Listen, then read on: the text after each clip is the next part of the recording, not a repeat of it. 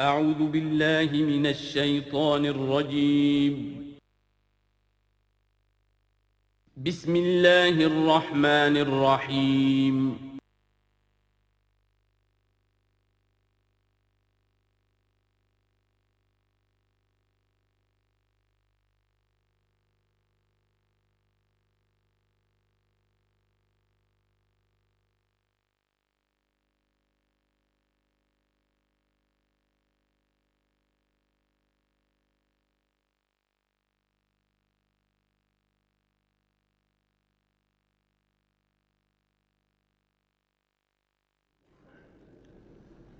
اما بعد فاعوذ باللہ من الشیطان الرجیم بسم اللہ الرحمن الرحیم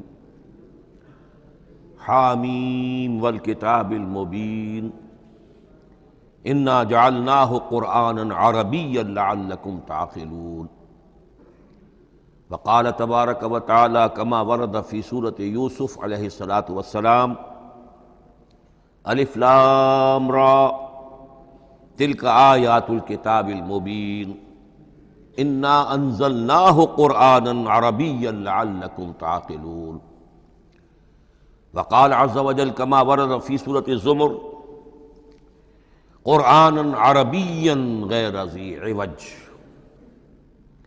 وقال جل وعلا کما ورد فی اول سورۃ الکہف الحمد للہ الذی انزل علی عبدہ الکتاب ولم یجعل لہ عوجا صدق اللہ العظیم رب اشرح لی صدری ویسر لی امری واحلل عقدۃ من لسانی یفقہوا قولی۔ تعارف قرآن کے ضمن میں جو مباحث پہلی نشست میں مکمل ہو چکے ہیں اس میں ایک کمی رہ گئی تھی، اس کو پورا کر لیجئے۔ قرآن مجید کی 2 آیات کے بارے میں یہ روایت موجود ہے صحیح مسلم میں حضرت عبداللہ ابن مسعود رضی اللہ تعالی عنہ سے کہ سورہ بقرہ کی آخری 2 آیات حضور کو شب معراج میں عطا ہوئی ہیں، وہ زمین پر نازل نہیں ہوئیں بلکہ حضور نے آسمان پر پہنچ کر ان کو حاصل کیا ہے۔ یہ امت کے لیے شب معراج کے تحفے کے طور پر یہ 2 آیتیں آمن الرسول بما انزل الیہ من ربہ والمؤمنون کل آمن باللہ وملائکتہ وکتبہ ورسلہ لا نفرق بین احد من رسلہ وقالوا سمعنا واطعنا غفرانک ربنا والیک المصیر۔ پھر آخری آیت جس میں طویل ترین دعا ہے۔ یہ 2 آیات جو ہیں مستثنیٰ کر لیجئے تو باقی جو ہے قرآن مجید وہ پھر پورا حجاز میں زمین پر نازل ہوا ہے محمد رسول اللہ صلی اللہ علیہ وسلم کے قلب مبارک پر۔ اب جو اگلی بحث ہے اس تعارف قرآن کے ضمن میں، قرآن کی زبان کون سی ہے؟ یہ سب جانتے ہیں عربی زبان ہے، لیکن کون سی عربی؟ عربی کوئی ایک نہیں ہے۔ جیسا کہ آپ کو معلوم ہے کہ ایک زبان ہوتی ہے پھر اس کے ڈائلیکٹس ہوتے ہیں۔ پنجابی زبان کے نہ معلوم کتنے ڈائلیکٹس ہیں، بنگلہ زبان کے نہ معلوم کتنے ڈائلیکٹس ہیں، پشتو کے کتنے ڈائلیکٹس ہیں۔ عربی زبان کے اس وقت پورے عالم عرب کے اعتبار سے تو دیکھیے تو ہر ملک کا جو ہے اپنا لہجہ ہے اور ان کے اپنے انداز ہے۔ تو خود نزول قرآن کے وقت بھی پورے جزیرہ نمائے عرب میں کوئی ایک زبان نہیں تھی، زبان ایک تھی لیکن اس کے لہجے مختلف تھے، الفاظ مختلف تھے۔ تو یہ جان لیجئے کہ قرآن نازل ہوا ہے حجاز کے بادیہ نشینوں کی زبان میں۔ وہ اصل عربی زبان حجازی قوم سمجھتی تھی، شہری زبان نہیں، دیہاتی زبان۔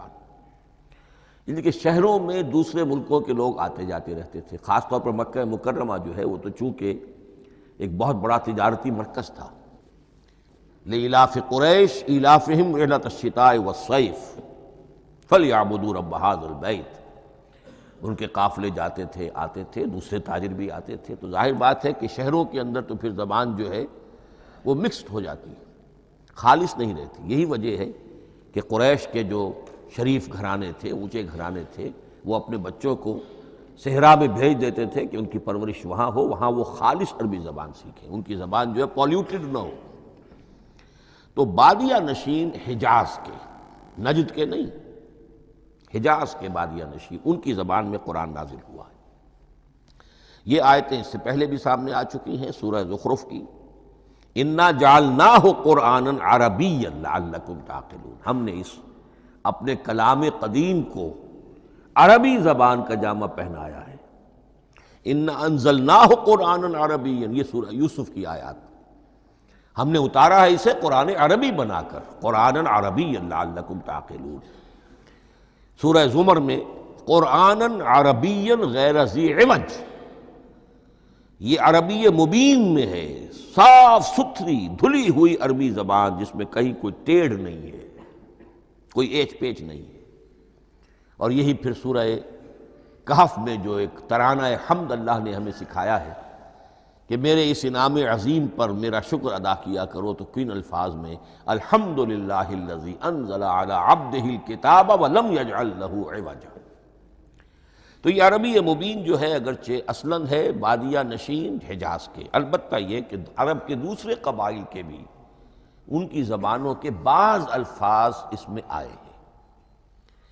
اس سے آگے بڑھ کر یہ کہ بعض معرب الفاظ بھی ہیں، ہندی زبان کا کوئی لفظ اس نے عربی کا جامہ پہن لیا، فارسی زبان کا کوئی لفظ اس نے عربی کا جامہ وہ بھی قرآن میں بعض ہیں، استثناءات ہیں۔ یہ جیسے سنگ گل، یہ فارسی زبان کا لفظ ہے، سنگ گل، وہ سجیل بن کر قرآن مجید میں آ گیا ہے۔ حجارۃ من سجیل، یہ جو الم تر کیف فعل ربک باصحاب الفیل سورہ فیل میں ہے، سنگ گل کا سجیل بنا۔ اس طرح کے کچھ اور الفاظ بھی ہیں، لیکن یہ سمجھیے کہ ایکسیپشنز پروو دی رول، یہ استثناءات ہیں، قاعدہ اپنی جگہ پر قائم رہے گا کہ یہ حجاز کے بدوؤں بادیہ نشینوں کی جو زبان تھی اس میں قرآن نازل ہوا ہے۔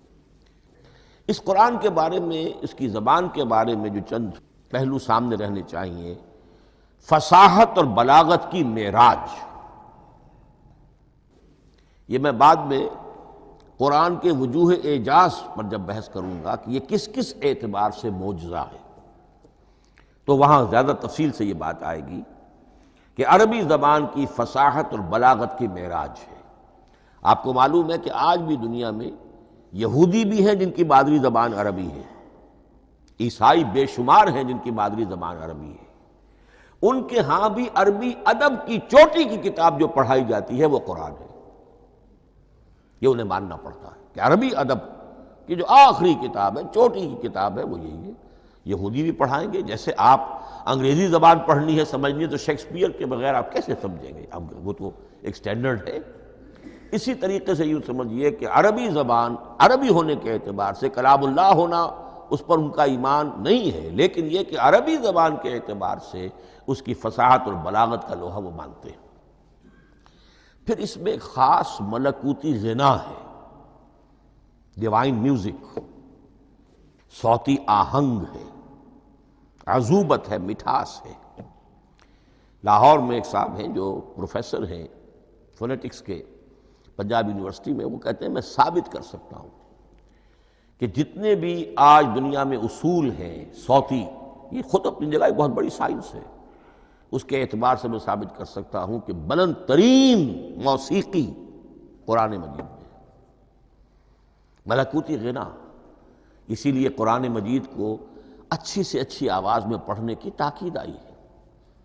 زینوا القرآن باصواتکم، قرآن کو اپنی آوازوں سے مزین کرو۔ اسی طریقے سے من لم یتغن بالقرآن فلیس منا، جو قرآن مجید کو اچھی سے اچھے طریقے پر پڑھنے کی کوشش نہیں کرتا وہ ہم میں سے نہیں ہے۔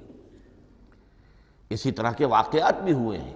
حضرت ابو موسیٰ اشعری رضی اللہ تعالی عنہ، وہ بہت خوش الحان تھے، تو ایک روز حضور سفر رات کے وقت کہیں گشت پر تھے، جا رہے تھے ان کے مکان کے قریب سے، تو وہ اس وقت رات کی نماز میں قرآن پڑھ رہے تھے، تو حضور وہاں کافی دیر تک کھڑے ہو کر سنتے رہے۔ ظاہر بات ہے کہ اس وقت کے مکان کیا ہوتے تھے، ایک ایک حجرہ ہوتا تھا، یہ کوئی کئی کنال کی کوٹھیاں تو نہیں ہوتی تھی کہ کیا پتہ چلے ان کے اندر کیا ہو رہا ہے۔ وہ تو حضرت ابو بکر کے مکان کے پاس سے گزرتے تھے تو ان کی تلاوت سنتے تھے، حضرت عمر کے مکان کے قریب سے گزرے ان کی تلاوت سنی، حضرت عمر بلند آواز میں پڑھتے تھے، حضرت ابو بکر بڑی پست آواز میں پڑھتے تھے۔ حضور نے پوچھا کہ تم ایسا کیوں کرتے ہو؟ حضرت عمر نے کہا میں اس لیے کرتا ہوں، زور سے پڑھتا ہوں کہ شیطان بھاگ جائے۔ حضرت ابوبکر نے عرض کیا کہ میں اس لیے پڑھتا ہوں کہ جس کو میں سنا رہا ہوں وہ سنتا ہے، اس کو بلند آواز کی ضرورت نہیں۔ حضور نے کہا کہ ابوبکر تم ذرا اونچی کر لو آواز، اور عمر تم ذرا پست کر لو، ایوریج میں لے آؤ۔ تو بہرحال یہ معاملہ حضور کا صحابہ کے ساتھ ہوتا تھا۔ تو ابو موسیٰ اشعری رضی اللہ تعالی عنہ کی جب قرأت آپ نے سنی تو اگلے روز جب ملاقات ہوئی فجر میں تو آپ نے تحسین فرمائی ان الفاظ میں، یا ابا موسیٰ انک قد اوتیت مزمارا من مزامیر آل داود، اے ابو موسیٰ تمہیں تو اللہ نے آل داود کے سازوں میں سے ایک ساز عطا کیا ہے، یعنی حضرت داود کے گلے میں جو ساز تھا خوش الحانی تھی، ان کی آواز نہایت خوبصورت تھی۔ تو اسی طریقے سے اب وہاں کوئی مزمار سے مراد وہ نہیں ہے آلات موسیقی نہیں، گلے میں جو اللہ تعالیٰ نے رکھا ہے۔ تو انک قد اوتیت مزمارا من مزامیر آل داود۔ ایک آخری بات یہ نوٹ کیجئے کہ قرآن مجید کا عظیم ترین احسان ہے عربی زبان پر۔ یہ یوں سمجھیے کہ ایک ستون کی طرح اس زبان کو ٹھہرا دیا ہے، اس کو سٹیبل کیا ہے قرآن مجید۔ آج بھی پوری دنیا میں جسے عرب کہتے ہیں فصیح زبان، لغہ فصحی، وہ ایک ہے، وہ قرآن ہی کی ہے۔ زبانیں بدلتی رہتی ہیں۔ اردو 300 سال پہلے کی دکن میں جب شروع ہوئی، وہ آج آپ پڑھ بھی نہیں سکیں گے وہ کیا اردو تھی ولی دکنی کی۔ پھر وہ کیا اس نے روپ بدلے ہیں، اب وہ اردو کس شکل میں ہے، فارسی کن کن شکلوں میں رہی ہے، مختلف انگریزی کتنی شکلیں بدل گئی ہیں، لیکن عربی قائم ہے۔ اس کے لیے جیسے کہ قرآن مجید میں آتا ہے کہ ہم نے پہاڑ زمین میں گاڑ دیے اس کو سٹیبلائز کرنے کے لیے، ان تمید بکم، تمہیں لے کر زمین ایک طرف کو جھک نہ جائے۔ تو جس طرح یہ پہاڑ جو ہیں سٹیبلائزنگ ایفیکٹ رکھتے ہیں اس زمین کے لیے، اسی طریقے سے قرآن سٹیبلائزر ہے عربی زبان کا۔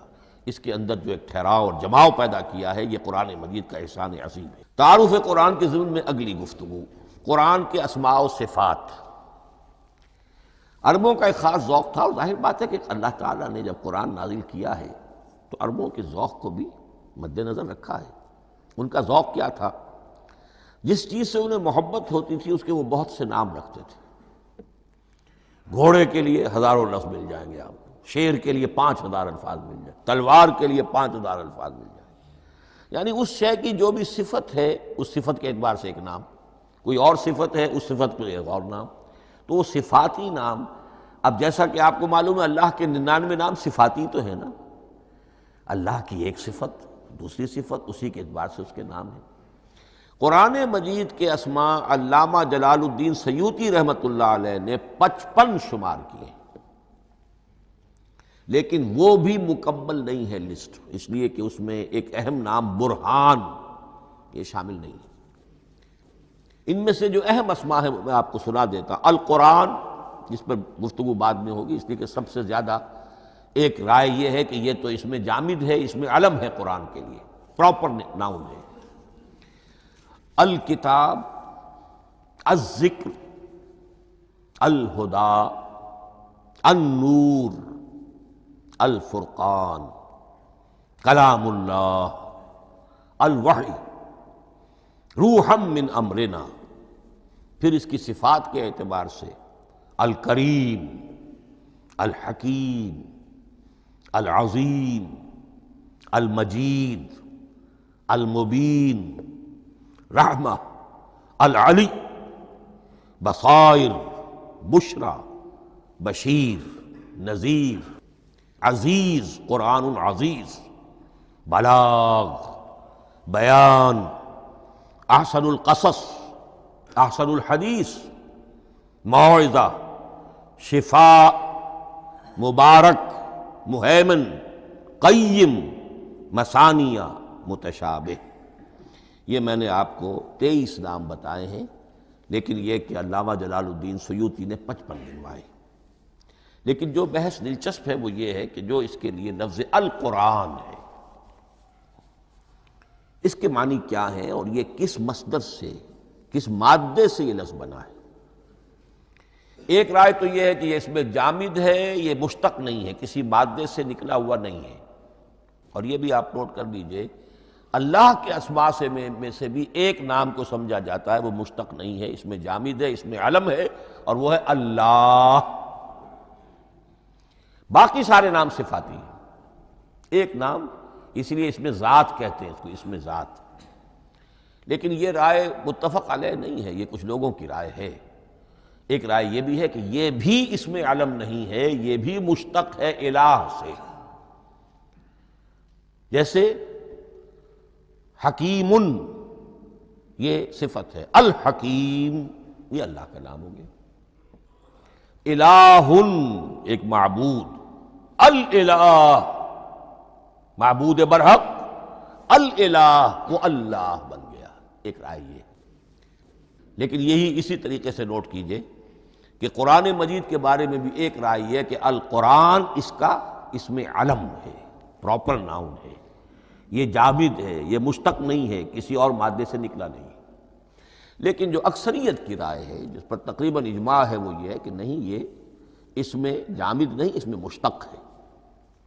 لیکن پھر دو رائے ہیں کہ مادہ کیا ہے۔ ایک قرن، قاف را نون، اور ایک قرا، قاف را حمزہ، یہ دو مختلف مادوں کے بارے میں رائے ہے کہ قرآن ان سے نکلا ہے۔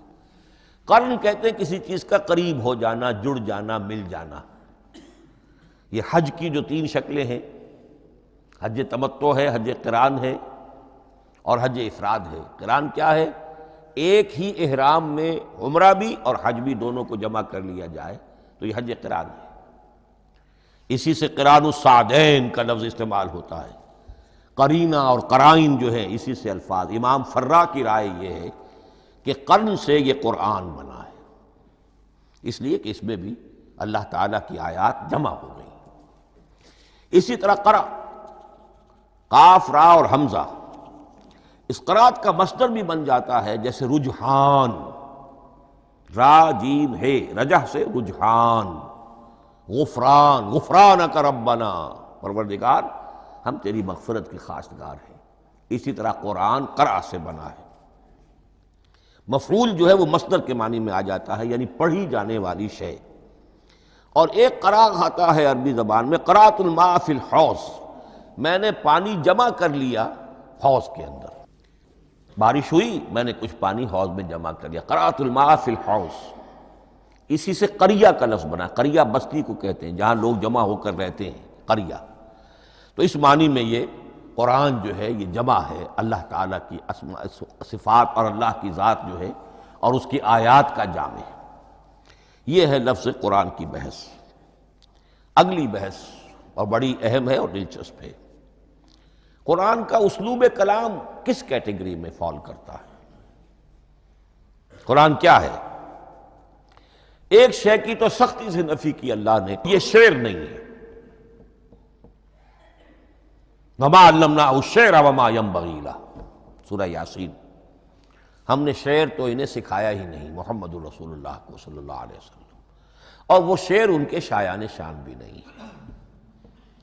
شاعروں کے بارے میں سورہ شعراء میں چونکہ بالعموم شاعروں کے بارے میں جو بات کہی گئی ہے، وَالشُّعَرَاءُ يَتَّبِعُهُمُ الْغَاوُونَ أَلَمْ تَرَ أَنَّهُمْ فِي كُلِّ وَادٍ يَهِيمُونَ إِنَّهُمْ يَقُولُونَ مَا لَا يَفْعَلُونَ إِلَّا الَّذِينَ آمَنُوا۔ استثناء تو ہے کہ اچھے لوگ بھی ہوتے ہیں، لیکن اکثر و بیشتر شعراء کا معاملہ یہی ہے، ان کی پیروی کرتے ہیں وہی لوگ کہ جو حد سے گزرنے والے ہوتے ہیں، لا ابالیانہ انداز والے لوگ، غیر سنجیدہ لوگ پیروی کرتے ہیں۔ خود وہ بھی زمین و آسمان کے قلابے ملاتے ہیں، کبھی ادھر کی بات کبھی ادھر کی بات۔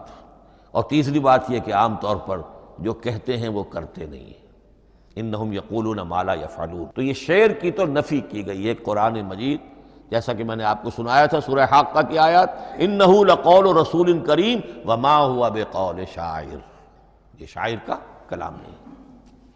البتہ ایک بات نوٹ کیجئے، جسے آزاد شاعری، آزاد نظم کہا جاتا ہے، وہ میرا گمان یہ ہے، میں نے چونکہ ان چیزوں کا کوئی تحقیقی مطالعہ نہیں کیا ہے، کہ شاید وہ ہے ہی قرآن سے ماخوذ آزاد شاعری۔ اس میں وزن نہیں ہوتا، ردم ہوتا ہے۔ آزاد شاعری کے اندر ایک ردم ہوتا ہے، وزن نہیں ہے، ایک مصرع اتنا سا، ایک بڑا لمبا چوڑا، لیکن ردم رہے گا۔ یہ جو آزاد شاعری، بلینک ورس جس کو آپ کہتے ہیں، میرا گمان یہ ہے کہ شاید دنیا میں اس کا رواج قرآن کے بعد ہی ہوا ہو، اور قرآن مجید ہی کی نقالی میں یہ صنف جو ہے ادب کی وہ ایجاد کی گئی ہو۔ واللہ عالم، میں یہ بات دعوے سے نہیں کہہ سکتا، گمان ہے میرا۔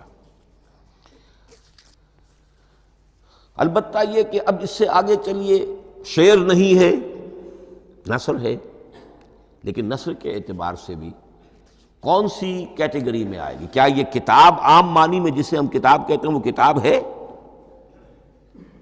ایک تو وہ بات تھی نا جو اقبال کے حوالے سے میں نے آپ سے کہی، کتابیں نیست چیزیں دیگر است، اس وقت وہ بات نہیں میں کہہ رہا۔ عام کتابوں سے اس کا فرق کیا ہے؟ ایک کتاب ہوتی ہے، اس میں ہر چیپٹر میں ایک بحث مکمل ہو جاتی ہے، اگلے چیپٹر میں پھر لوٹا کر آپ پہلے چیپٹر کی کوئی بات نہیں کریں گے، پھر وہ بات آگے چلے گی، ابواب ہوں گے، ابواب میں مضمون کے مطابق مضمون آگے بڑھتا چلا جائے گا۔ کتاب کا یہ لازمی وصف ہے۔ قرآن مجید عثمانی میں کتاب نہیں ہے، اس میں قصہ آدم و ابلیس 7 جگہ آ رہا ہے، بار بار آ رہا ہے، سورہ بقرہ میں، سورہ اعراف میں، سورہ ہجر میں، سورہ بنی اسرائیل میں، سورہ کہف میں، پھر سورہ طٰہٰ میں، چلتے جائیے، سورہ صاد میں حضرت موسیٰ علیہ السلام کا قصہ کتنی مرتبہ آ رہا ہے۔ تو قرآن مجید اس کتاب کی کیٹیگری، اس کی ڈیفینیشن پر پورا نہیں اترتا۔ دنیا میں جو کتاب کا معیار ہے، عام اس کا جو اسلوب ہے، اس کی جو ڈیفینیشن ہے، ایک شکل ہوتی ہے مجموعہ مقالات، وہ بھی نہیں ہے، اس میں ہر مقالہ اپنی جگہ پر ایک مکمل شے ہوتی ہے، لیکن یہ کہ وہ دوسرے مقالات سے تو مختلف ہوگی، یہ مجموعہ مقالات بھی نہیں۔ اس کا اسلوب جو ہے وہ خطبے کا ہے، اوریشن، اور یہ کہا جا سکتا ہے it's a collection of divine orations. یہ اللہ تعالیٰ کے خطبات کا مجموعہ ہے۔ مختلف اوقات میں خطبے نازل ہوتے تھے حضور پر صلی اللہ علیہ وسلم، اور یہ بھی جان لیجئے کہ عرب میں ادب کی 2 ہی صنفیں تھیں جو معروف تھیں، یا شعر یا خطبہ، یا خطیب ہوتے تھے بڑے شعلہ بیان خطیب، اور یا شاعر ہوتے تھے۔ تو یہ جب شعر کے اسلوب پر نہیں تھا تو خطابت کا اسلوب ہے جو اللہ نے اختیار فرمایا، اور ہر موقع پر، ہر مرحلے پر جو خطبہ اس وقت کے حالات کی مناسبت سے نازل ہوا وہ ایک صورت ہے۔ تو یہ ہے کلیکشن آف ڈیوائن اوریشنز، یہ اللہ تعالیٰ کے مجموعہ خطبات الہیہ اسے کہا جا سکتا ہے، لیکن اس سے جو چند نتیجے نکلتے ہیں وہ نوٹ کرنے ضروری ہیں۔ خطبے میں مخاطب اور مخاطب کے مابین ایک ریپور ضروری ہے۔ اگر کوئی مصنف بیٹا کتاب لکھ رہا ہے، اس کے سامنے کوئی سامع نہیں ہوتے، وہ تو اپنی مگن میں جو بھی خیال ہے اپنے دل میں وہ لکھ رہا ہے۔ خطبے میں سامنے ہوتے، اگر ان کے درمیان رپورٹ نہ رہے، ہم آہنگی نہ رہے، تو پھر وہ خطبہ غیر مؤثر ہو جائے گا، لوگ جو ہیں ان کو اونگ آنے لگے گی، وہ متوجہ ہی نہیں رہیں گے۔ تو ایک رپورٹ مخاطب اور مخاطب ان کے درمیان۔ دوسرے یہ کہ خطبہ کا ایک وصف لازمی یہ ہوتا ہے کہ ایک واقعاتی پس منظر ہوتا ہے پیچھے موجود۔ اب کوئی شخص ہے سیاسی تقریر کر رہا ہے، ایک خاص پس منظر موجود ہے، اس میں وہ ان چیزوں کی طرف حوالے دیتا چلا جائے گا، صرف کوئی تفصیلات بیان نہیں کرے گا، اس لیے کہ وہ لوگوں کو معلوم ہے آج کے دور کا ایک واقعہ ہے، لوگوں کے علم میں ہے، لیکن کتاب میں آپ لکھیں گے تو پھر وہ پورا واقعہ بھی بیان کرنا پڑے گا آپ کو کہ یہ کب ہوا، کیسے ہوا، جس کا میں حوالہ دے رہا ہوں۔ لیکن خطبے کے اندر پس منظر جو ہے وہ موجود ہے، اور اس کے حوالے سے صرف جو اشارات اس کی طرف ہو جائیں گے۔ نمبر 3 یہ ہے کہ خطبے میں تحویل خطاب بہت ہوتا ہے۔ تحویل خطاب سے کیا مراد ہے؟ ابھی خطیب آپ سے بات کر رہا ہے، آپ سے مخاطب ہے، اور کسی وقت وہ فلاں کو جو یہاں موجود بھی نہیں ہے وہ نواز شریف صاحب کو خطاب کرنا شروع کر دے گا. بھائی نواز شریف تو یہاں نہیں ہے، لیکن خطاب انداز وہ تو تقریر مقرر ہے، سیاسی تقریر کر رہا ہے، نواز شریف کو چیلنج کر رہا ہے. نواز شریف یہ کر دو گے تو ہم یہ کر دیں گے، اور نواز شریف یہ تم غلط کر رہے ہو، یا بے نظیر تمہارا یہ معاملہ. ہاں بے نظیر تو وہاں موجود نہیں. صدر ایوب صاحب کو جو بھی گالیاں دی جاتی تھیں تقریروں کے اندر، وہ خود تو وہاں موجود نہیں ہوتے تھے. تو اس میں تحویل خطاب نوٹ کرنا پڑتا. ابھی کس سے بات ہو رہی تھی، ابھی کس سے بات ہو رہی تھی. قرآن مجید میں آپ دیکھیں گے ایک آیت میں حضور سے خطاب ہے، اگلی آیت میں کفار سے خطاب ہے، اس سے اگلی آیت میں اہل ایمان سے خطاب ہے. تو تحویل خطاب جو ہوتا ہے اس کے حوالے سے نوٹ کرنا پڑتا ہے کہ اس وقت اس آیت کا جو رخ ہے کدھر ہے، اس میں کس کو خطاب کیا جا رہا ہے. چوتھی بات یہ ہے کہ خطبے میں صرف عقل سے اپیل نہیں کی جاتی، جذبات سے بھی اپیل ہوتی ہے. اسی لیے خطابی انداز کہلاتا ہے. خطابی انداز میں لوگوں کے جذبات سے بھی اپیل کی جاتی ہے. جبکہ آپ ایک مقالہ لکھ رہے ہوں گے اس میں جذبات کی بات نہیں آئے گی. ٹھنڈی ٹھنڈی عقلی باتیں، منطقی باتیں، دلیل صغرا کبرا جوڑیے، نتیجہ نکالیے، وہ لوگوں کے سامنے رکھیے، تصنیف ہے. لیکن خطبے کے اندر صرف عقل نہیں، جذبات سے بھی اپیل ہوتی ہے. اب یہ سارے اوصاف میں جو بیان کر رہا ہوں یہ سب قرآن مجید میں بتمام و کمال بدرجہ اتم موجود ہیں. اور آخری بات یہ کہ خطبے میں، اور یہ کہ یہ چیز مشترک ہے غزل میں بھی اور قصیدے میں بھی اور خطبے میں بھی، اس کا اول و آخر بہت جامع اور مؤثر ہونا چاہیے. اسی لیے مطلع مقطع یہ خاص طور پر ہوتے ہیں نا. مقطع میں آپ پڑھی ہے سکون گسترانہ بات، جس غزل کا مطلع جاندار ہے اس کو آدمی پڑھے گا، اور اگر وہ مطلع پھسپھسا ہے وہ باقی نظم پڑھے گا ہی نہیں، چاہے آگے اس کے اندر بڑا عمدہ شعر بھی ہو وہ نہیں پڑھے گا. مطلع ہی جو ہے بے جان ہے، پھسپھسا ہے. پھر مقطع آخری جو شعر ہو، تو قصیدے میں بھی یہ ہے اور خطبے میں بھی یہ ہے. یہی وجہ ہے کہ قرآن مجید کی صورتوں میں اکثر و بیشتر شروع کی آیات اور آخری آیات انتہائی اہم ہوتی ہیں، بہت جامع ہوتی ہیں، جن کو کہا جاتا ہے کہ یہ سور جو ہیں ان کی ابتدائی آیات، خواتین اور پہلی آیات.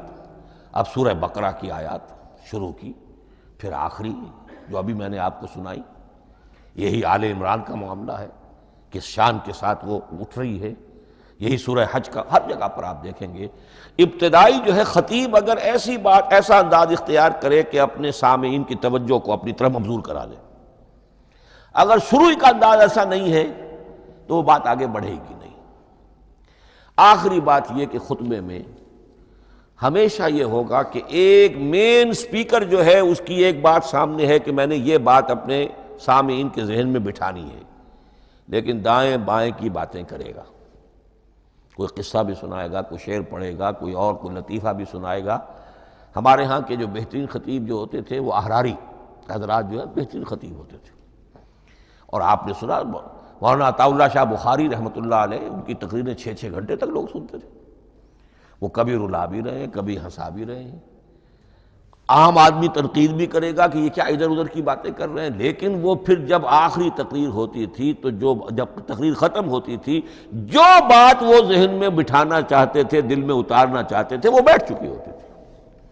باقی یہ کہ ادھر ادھر کی چیزیں جو ہیں وہ آکسیلری چیزیں ہیں وہ رہتی ہیں. یہ ہیں 6 اوصاف خطبات کے، اور قرآن مجید کے اندر بھی یہ اوصاف کم و بیش موجود ہیں. قرآن کا اسلوب خطبے کا ہے. اب اگلی بحث پر آئیے، قرآن مجید کی ترکیب اور تقسیم، سنتھیسس اور ڈویژنز. اب اس میں سمجھیے کہ کلام جو ہے اللہ کا کلام ہے. کلام مرکب ہوتا ہے کلمات سے. کلمات حروف سے بنتے ہیں.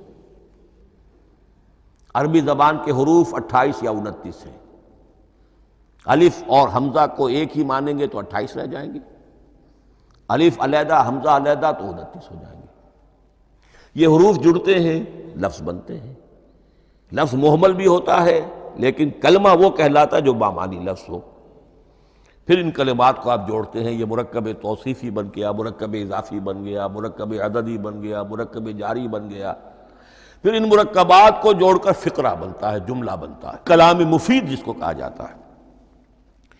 قرآن مجید کے اعتبار سے علامہ سیوطی نے مخصوص جو قرآن کی اصطلاحات ہیں ان کے حوالے سے ایک بات کہی ہے، لیکن واقعہ یہ ہے کہ قرآن کی اصطلاحات خود اپنی ہیں، دنیا کی دوسری کسی بھی اصطلاحات پر ان کو قیاس نہیں کیا جا سکتا۔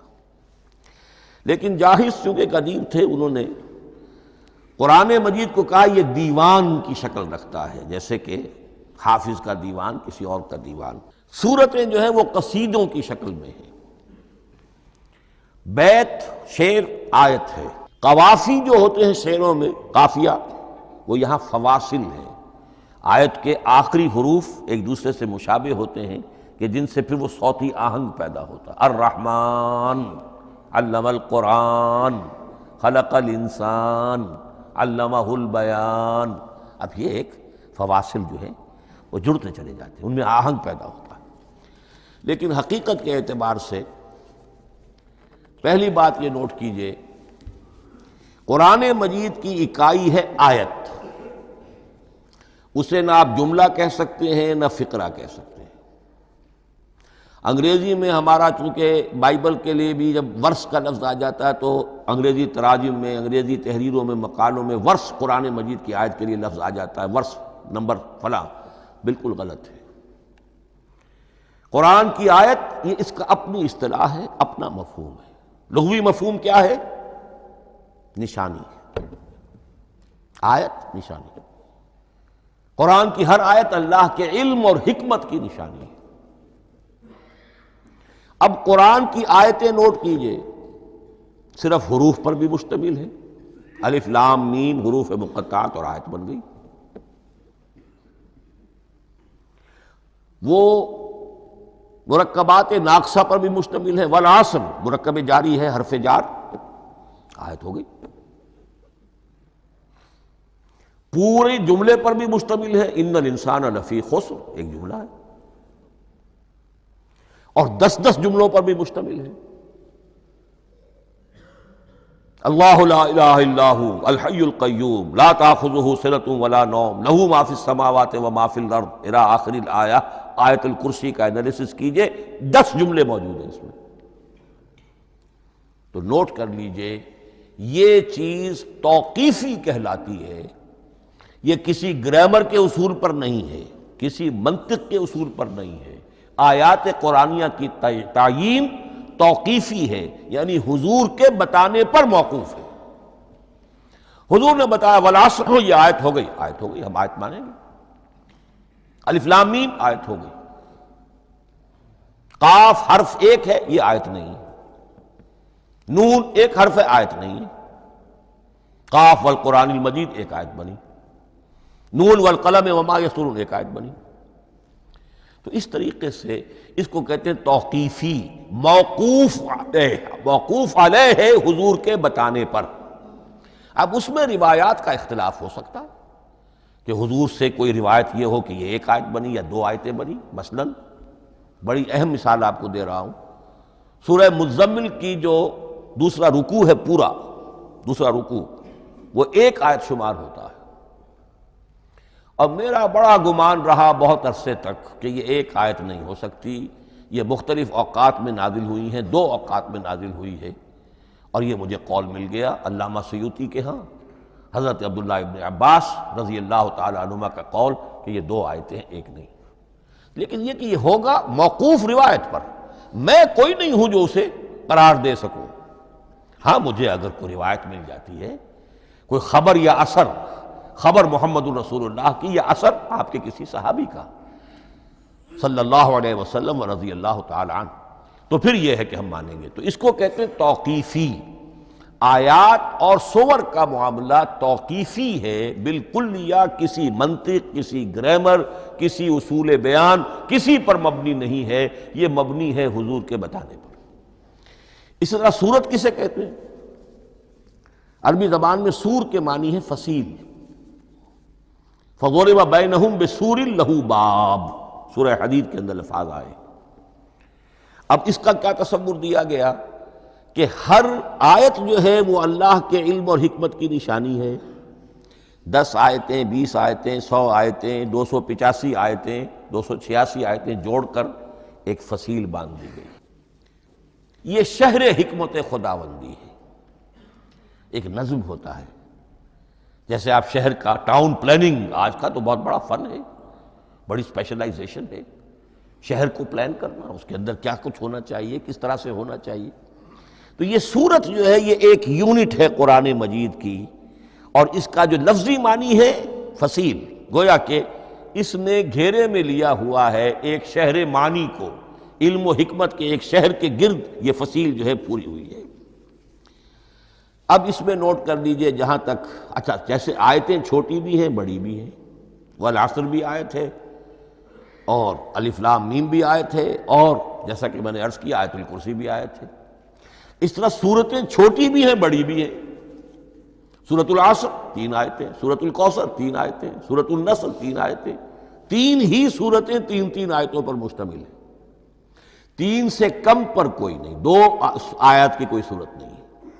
لیکن آگے آپ چل کے جائیے، اس کی بڑی سے بڑی تعداد سورہ بقرہ جو ہے سب سے بڑی ہے۔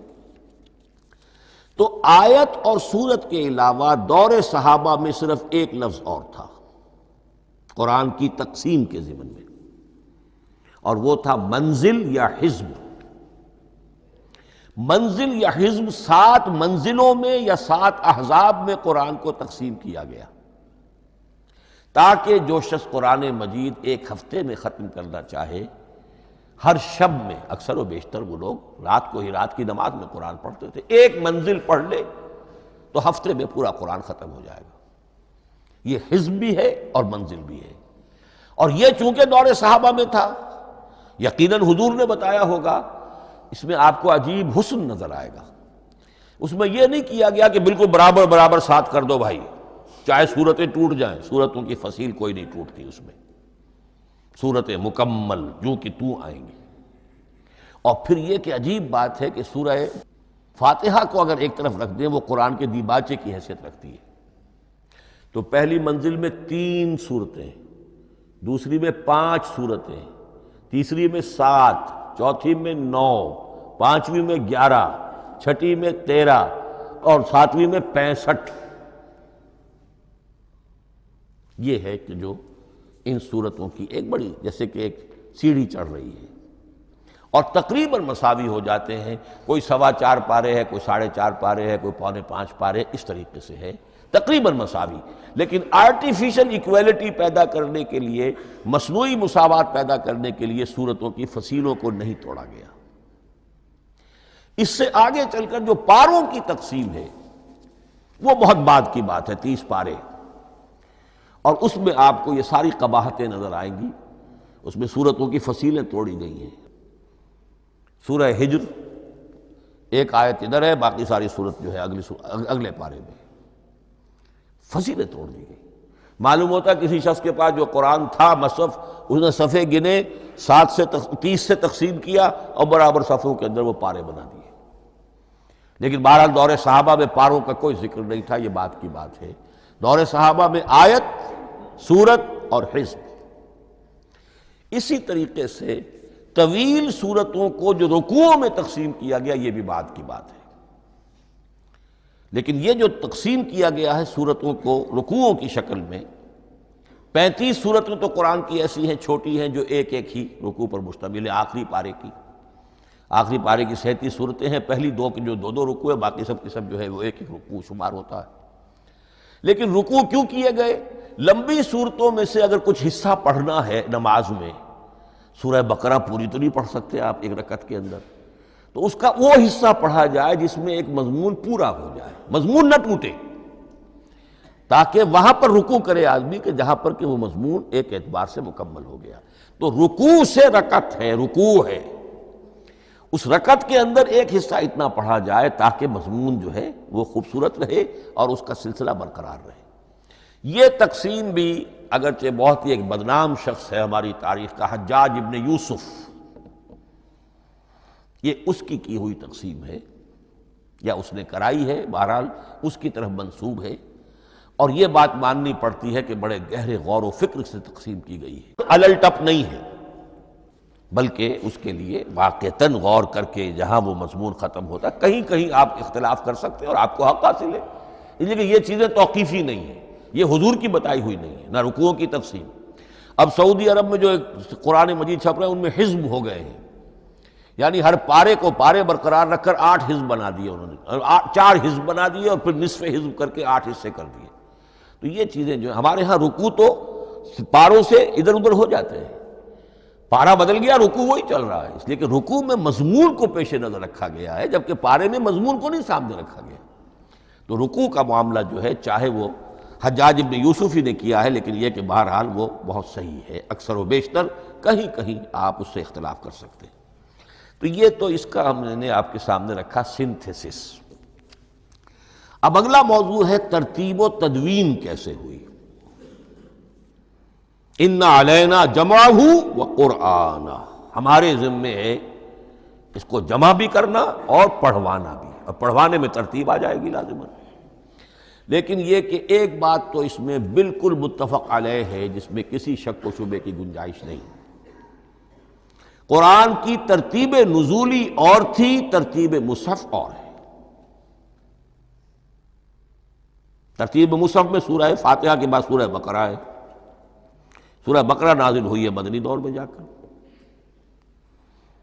پھر سورہ آل عمران ہے وہ بھی مدنی ہے، سورہ نساء ہے وہ مدنی ہے، سورہ مائدہ ہے وہ مدنی، پھر آئی ہے سورہ انفال اور سورہ توبہ۔ یہ سورہ انفال تو مدنی نہیں، سورہ انعام اور سورہ اعراف یہ ہے کہ جو مکیات ہیں، یہ کہ بھی مکی دور کی بھی آخری زمانے کی ہے۔ ابتدائی جو مکی صورتیں وہ سب سے آخری حصے میں ہیں، 29واں پارہ اور 30واں پارہ۔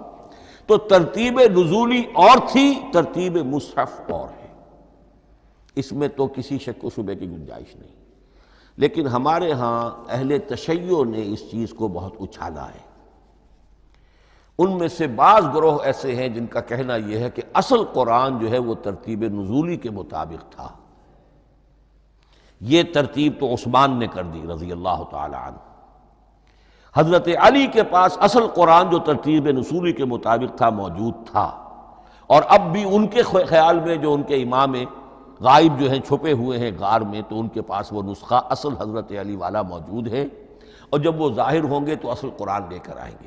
یہ سارے شیعوں کا قول نہیں ہے، لیکن یہ کہ ان میں بہت سے لوگ ہیں کہ جو ان باتوں کو مانتے ہیں۔ جہاں تک اس بات کا تعلق ہے کہ حضرت علی نے ترتیب نزولی پر کوئی مصحف جمع کیا ہو، اس میں کوئی اشکال نہیں ہے، اس لیے کہ علمی طور پر یہ ایک بڑی عمدہ ایکسرسائز بنتی ہے۔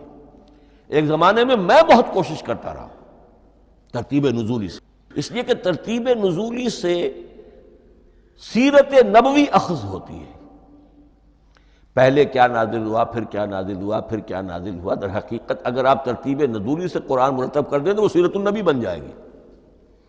تو اس کو سمجھنے کے لیے ایک زمانے میں نے بڑی محنت کی ہے، لیکن ایک تو یہ کہ وہ یقین سے وہ باتیں ملتی نہیں ہیں، بعض روایات ہیں لیکن یہ کہ پھر بھی آپ یقین سے نہیں کہہ سکتے۔ اکثر و بیشتر قرآن مجید میں لکھا بھی ہوتا ہے، ترتیب کے موٹی موٹی چیزیں معلوم ہیں نزولی ترتیب کی، لیکن یہ ہے کہ یقین کسی بات پر نہیں۔ تو پہلی بات یہ ہے کہ ہمارے نزدیک، اہل سنت کے نزدیک، اصل جو حجت ہے دین میں وہ ترتیب مصحف ہے۔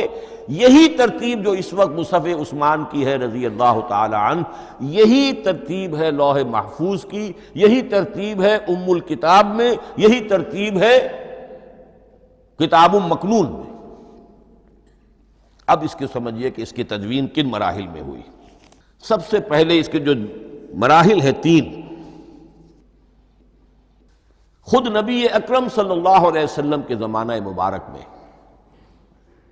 جمع اور ترتیب یہ ہو گئی، لیکن کتابی شکل میں نہیں، ما بین الدفتین نہیں۔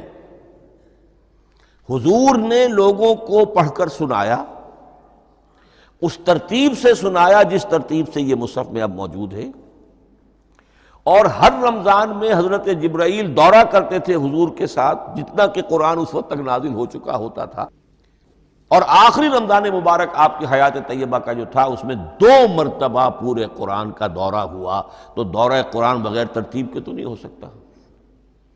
تو یہ ترتیب حضور کی ہوئی ہے، توقیفی ہے، اور حضور ہی نہیں اللہ کی ہوئی ہے۔ یہی ترتیب لوح محفوظ میں، کتاب مکنون میں اور ام الکتاب میں ہے، اور یہ ترتیب حضور دے کر گئے ہیں صحابہ کرام کو۔ حفاظ تھے، کتنے حفاظ جو ہیں جنگ یمامہ میں شہید ہو گئے، تبھی تو خیال آیا کہ اس کو کتابی شکل میں بھی مرتب کیا جائے۔ لیکن کتابی شکل میں جسے کہتے ہیں دو گتوں کے درمیان ایک کتاب مجلد، اس صورت میں جہاں تک میں تحقیق کر سکا ہوں اور جہاں تک ہمارے اکثر و بیشتر لوگوں کی رائے ہے، حضور کے زمانے میں یہ اس طریقے سے مابین الدفتین، دو گتوں کے مابین ایک کتاب کی شکل میں قرآن موجود نہیں تھا۔ لوگوں کے سینوں میں محفوظ تھا، جیسے محمد الرسول اللہ کے سینے میں محفوظ تھا۔ ان علینا جمعہ، وہ جمع حضور کے سینے میں کیا اللہ نے۔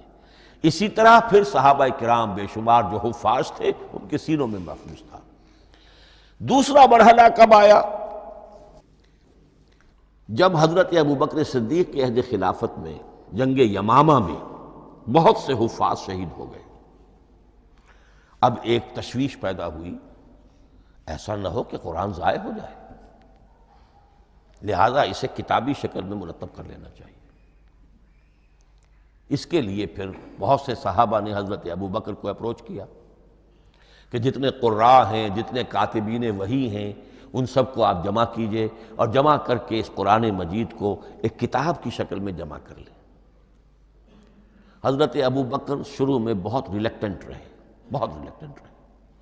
ان کا ایک خاص مزاج تھا، اتباع رسول کا جذبہ انتہا درجے کا۔ جو کام حضور نے نہیں کیا میں کیسے کروں؟ اگر تو یہ کام واقعی کرنے کا تھا تو حضور کرتے، میں کیسے کروں؟ لیکن یہ کہ جب صورتحال بہت لوگوں کی طرف سے دباؤ پڑا کہ نہیں یہ کر لینا چاہیے، ان کے سامنے بھی حکمت آ گئی، تو پھر انہوں نے اتفاق کرتے ہوئے جتنے بھی کاتبین وحی تھے ان سب کی ایک کمیٹی بنائی اور ان کو کہا کہ اب اس قرآن کو مرتب کر کے ایک کتابی شکل دے دی جائے۔ وہ کتابی شکل حضرت ابوبکر کے دور میں ہو گئی۔ تیسرا مرحلہ کیا ہے؟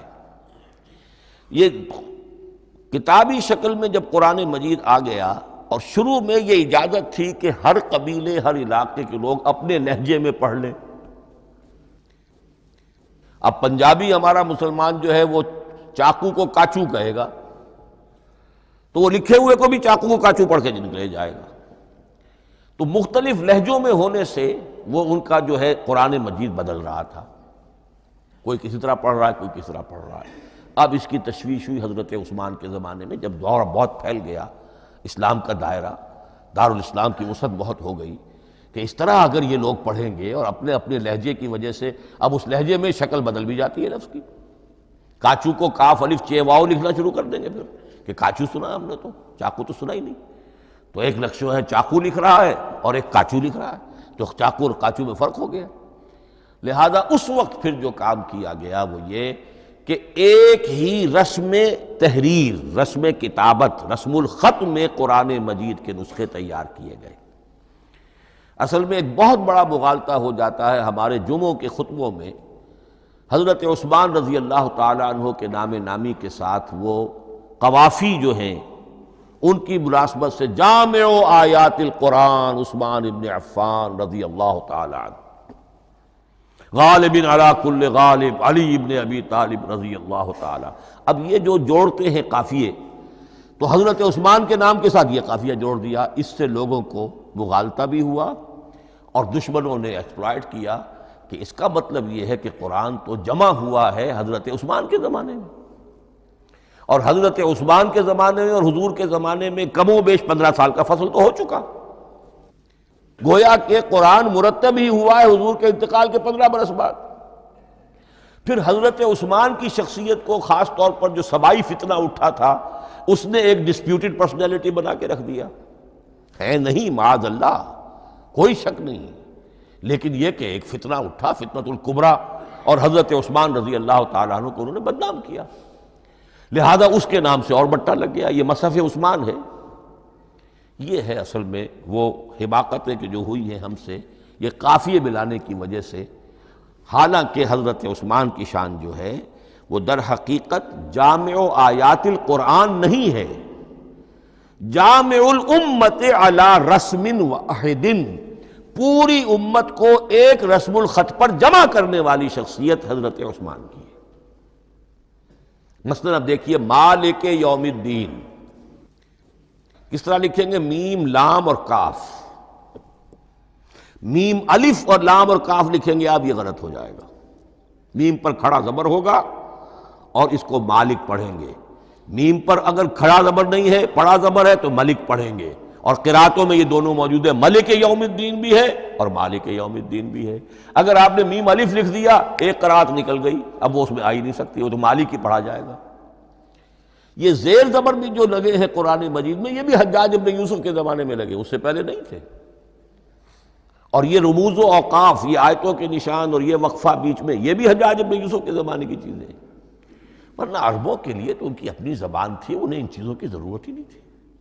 آپ کو معلوم ہے پرانے زمانے کے جو منشی ہوتے تھے، انشاء پرداز، وہ جب خط لکھتے تھے تو اس میں نقطے وغیرہ نہیں لگاتے تھے۔ جس کو خط لکھا جا رہا ہے وہ توہین سمجھے گا کہ شاید مجھے جاہل سمجھا کہ نقطے بھی لگا کے بھیجا جا رہا ہے خط پر، گویا کہ میں تو سمجھ ہی نہیں سکتا بغیر نقطوں کے۔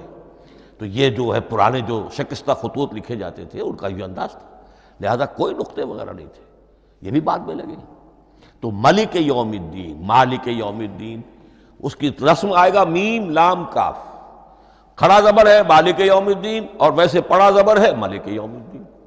یہ رسم الخط ہے جس پر کہ حضرت عثمان رضی اللہ تعالی عنہ نے پوری امت کو جمع کر دیا، اور اس کے نسخے تیار کرا کے، مختلف روایات میں آتا ہے 5 یا 7 نسخے تھے، ایک مدینہ منورہ میں رکھا اپنے پاس، اور اسی پر ان کے خون کے دھبے بھی ہیں، اور وہ نسخہ قرآن مجید کا اب استنبول کے اندر ہے، توپ کاپی کا جو عجائب خانہ ہے، عجائب گھر ہے، جس میں جہاں نوادرات کے ساتھ ساتھ حضور کے بھی کچھ تبرکات اور جمع ہیں، وہاں وہ نسخہ موجود ہے۔ اس میں انگلی جو کٹی تھی حضرت نائلہ جو ان کی اہلیہ تھی، جب وار کیا گیا ہے حضرت عثمان پر، قرآن پڑھ رہے تھے، انہوں نے روکا اپنے ہاتھ سے تو ان کی انگلی کٹی اور اس کے خون کے قطرے جو ہیں وہ مصحف پر آئے۔ تو یہ وہ قرآن، پھر انہوں نے ایک مکہ مکرمہ میں، ایک دمشق میں، ایک کوفے میں، ایک یمن، ایک بحرین، ایک بصرہ، مختلف جگہوں پر وہ آفیشل ورشن قرآن کا صرف رسم الخط سکرپٹ کے اعتبار سے۔ لیکن اب پھر نوٹ کر لیجئے، قرآن مرتب ہو چکا، مدون ہو چکا دور نبوی میں، لیکن کتابی شکل میں نہیں، سینوں میں محفوظ۔ دور خلافت ابی بکر میں وہ کتابی شکل میں لایا گیا، اور اس کے لیے پھر بحث ہوئی کہ اب اس کا نام کیا رکھا جائے۔ اس کے لیے کئی نام تجویز ہوئے، سفر بھی، انجیل بھی، وغیرہ وغیرہ، لیکن پھر اس کو حضرت عبداللہ ابن مسعود رضی اللہ تعالی عنہ نے اہل حبشہ سے استشہاد کرتے ہوئے مصحف نام رکھا، مصحف۔ یہ مصحف بن گیا حضرت ابو بکر کے زمانے میں، لیکن مصحف کی قرات کے جو فرق ہو رہے تھے تو وہ لکھنے کے اندر بھی فرق آنا شروع ہو گیا، اس کو دور کیا حضرت عثمان نے، اس کا آفیشل ورشن تیار کروایا، ایک رسم الخط پر پوری امت کو جمع کر دیا، باقی جو نسخے تھے انہیں آپ نے پھر ضائع کر دیا، تاکہ کوئی اور یہ نہ رہے کہ اب یہ بھی ایک تھا پرانا نسخہ نکل آیا، اس میں تو یہ لفظ اس طرح لکھا ہوا ہے۔ تو جامع الامت علی رسم واحد، ایک ہی رسم الخط پر پوری امت کو جمع کرنے والی شخصیت وہ حضرت عثمان کی ہے رضی اللہ تعالی عنہ۔ بہرحال یہ نوٹ کیجئے کہ یہ مرحلہ بھی حضرت عثمان کے زمانے میں، تو یوں سمجھیے کہ حضرت عثمان کا پورا عہد بھی آپ جوڑ لیں تو آپ کی جو شہادت ہے وہ تقریباً یوں سمجھیے کہ حضور کے انتقال کے وہ 25 برس بعد ہے، گویا ربع صدی کے اندر اندر حضور کے انتقال کے بعد، چوتھائی صدی کے اندر اندر سارے مراحل طے ہو گئے۔ یہی وجہ ہے، میں نے شروع میں آپ کو بتایا تھا کہ پوری دنیا یہ مانتی ہے کہ آج جو قرآن مسلمانوں کے پاس ہے، یہ ہے وہی جو محمد عربی صلی اللہ علیہ وسلم نے اپنی امت کو دیا تھا۔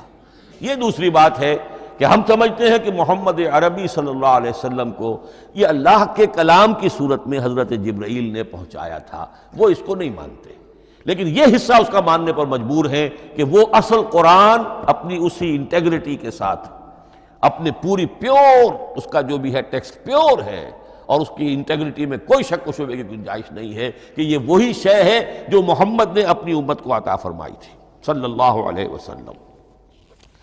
ایک آخری بات، چل میرے پاس 3 منٹ ہیں، یہ جو میں نے آپ کو ترتیب بتائی تھی قرآن کی، آیتیں، سورتیں، پھر حزب، اب اس میں ایک شے نوٹ کر لیجئے۔ آیت اللہ تعالیٰ کے علم و حکمت کا ایک نمونہ ہے، آیتوں کو جوڑ کر جب سورت بنائی تو آیتوں کے اندر جو ربط ہے، اس ربط آیات سے ایک اور معنی، ایک اور حکمت کا دروازہ کھلتا ہے۔ جیسے موتی ہے، ہر موتی بڑا خوبصورت ہے، لیکن جس ترتیب سے آپ نے پرویا، اس کو دھاگے میں ہار بنایا، اس ترتیب سے اس کا حسن دوبالا ہو جائے گا۔ ہر موتی کا اپنی جگہ پر ایک حسن ہے، لیکن اس ترتیب کی وجہ سے اس کے حسن کا ایک اور پہلو ظاہر ہوگا۔ اسی طرح قرآن مجید کی صورتوں میں ربط آیات بہت اہم ہے۔ ایک مرکزی مضمون ہوتا ہے ہر صورت کا، مرکزی مضمون، عمود، اور اس کے گرد وہ ساری آیتیں اس طریقے سے گھوم رہی ہوتی ہیں، جڑی ہوئی ہوتی ہیں، جیسے کہ ایک دھاگے کے اندر پروئے ہوئے موتی ہوتے ہیں کہ جس کی جو ہار کی شکل اختیار کرتے ہیں۔ دوسری بات یہ، اکثر و بیشتر صورتیں قرآن مجید میں جوڑوں کی شکل میں ہیں۔ ایک مضمون کا ایک پہلو اس جوڑے کے ایک فرد میں، اور دوسرا پہلو اسی کا دوسرے فرد میں۔ جیسے معوذتین، 2 صورتیں ہیں، مضمون ایک یہ تعوذ، معوذتین۔ الزہراوین، سورہ بقرہ، سورہ آل عمران کو کہا گیا الزہراوین، حضور نے فرمایا 2 نہایت تابناک صورتیں، بڑی روشن صورتیں۔ جیسے آپ دیکھیں گے یا ایھا المدثر یا ایھا المزمل قم اللیل الا قلیلا یا ایھا المدثر قم فانذر، ایک ہی طرح کا اٹھان ہے، حضور سے خطاب ہو رہا ہے۔ سورۃ الضحیٰ، سورۃ الانشراح، یہ تمام جوڑوں کی شکل میں۔ اسی طرح سورہ طلاق، سورہ تحریم، یا ایھا النبی اذا طلقتم النساء فطلقوہن لعدتہن یا ایھا النبی لم تحرم ما احل اللہ لک تبتغی مرضات ازواجک۔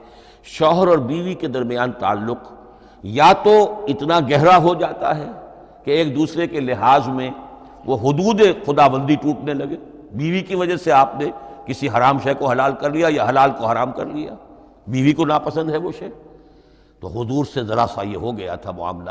اپنی ازواج مطہرات حضرت عائشہ اور حضرت حفصہ رضی اللہ تعالیٰ عنہما، ان دونوں کی رضا جوئی کے لیے وہ خاص قسم کا شہد ہے، قسم کھا لی آپ نے کہ میں اسے استعمال نہیں کروں گا۔ لما تحرم ما احل اللہ لک، اے نبی آپ کیوں حرام کرتے ہیں اپنے اوپر وہ شے جو اللہ نے آپ کے لیے حلال کی ہے؟ تبتغی مرضات ازواجک، اپنی بیویوں کی رضا جوئی میں۔ یہ ایک انتہا ہوئی۔ دوسری انتہا کیا ہے؟ میاں اور بیوی میں اتنا بودھ ہو جائے کہ طلاق تک نوبت آ جائے۔ تو سورۃ التحریم ایک انتہا کو بیان کر رہی ہے، سورہ طلاق اگلی اس کے ساتھ جڑی ہوئی وہ دوسری انتہا کو بیان کر رہی ہے۔ سورہ صف حضور کے مقصد بعثت کو بیان کر رہی ہے، سورہ جمعہ آپ کے طریقہ کار کو بیان کر رہی ہے۔ اس طرح قرآن مجید کی اکثر و بیشتر صورتیں جو ہیں وہ جوڑوں کی شکل میں ہیں۔ اور میرا خیال یہ ہے کہ وقت ختم ہو گیا ہے، اس مضمون کا تھوڑا سا حصہ باقی ہے، وہ انشاءاللہ میں اب اگلی نشست میں لوں گا۔ بارک اللہ لی ولکم فی القرآن العظیم ونفعنی وإیاکم بالآیات والذکر الحکیم۔